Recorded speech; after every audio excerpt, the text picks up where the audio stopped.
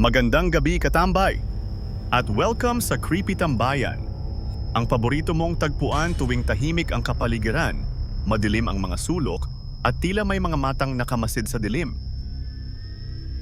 Dito, hindi lang basta kwento ang maririnig mo, mga kwentong kababalaghan, hiwaga, at kilabot ang hatid namin sa bawat gabi. Kung ikaw ay matapang, mahilig sa misteryo, at gustong tuklasin ang mga lihim ng gabi, i-like, i-share, at mag-subscribe ka na para mas dumami pa ang ating mga katambay sa dilim. Sa mga suki naming laging bumabalik, maraming salamat. Sa mga bago pa lang, maligayang pagdating, isara ang pinto, patayin ang ilaw.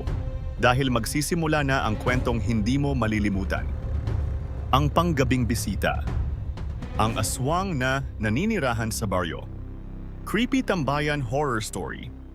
Sa isang liblib na baryo sa probinsya ng Quezon, may isang bahay na laging napapansin ng mga tao.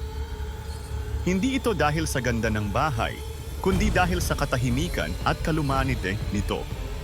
Walang ilaw tuwing gabi. Wala ring lumalabas ni sumisilip sa bintana. Ngunit may usap-usapan. Tuwing bilog ang buwan, may dumarating na bisita.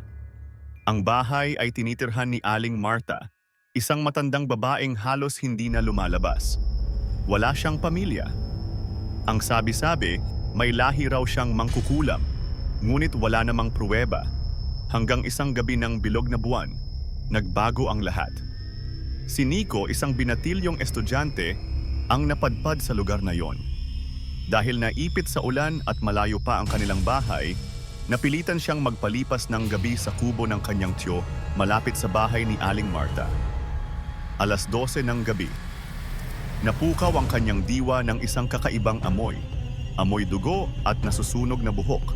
Nang tumingin siya sa bintana, nakita niya ang isang nilalang.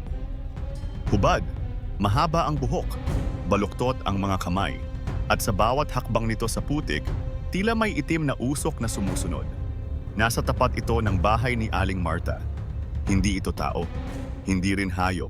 Napansin ni Nico ang pagbukas ng pinto ng bahay ni Aling Marta. Dahan-dahan, parang may hinihintay. Hindi na siya nakagalaw. Ang malamig na hangin ay tila pumasok sa kanyang laman. Ang nilalang ay tumayo sa harap ng pinto. Inamoy ang paligid, hanggang sa bigla itong lumipad sa ere, tila isang higanteng paniki, at pumasok sa loob ng bahay sa isang iglap. Isang malakas na tili ang sumunod. Ngunit hindi kay Aling Marta.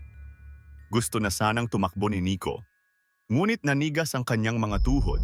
Tumakbo siya pabalik sa kutsyon. Pilit pinipikit ang mata. Ngunit nang sumilip siya sa gilid ng bintana, may mata.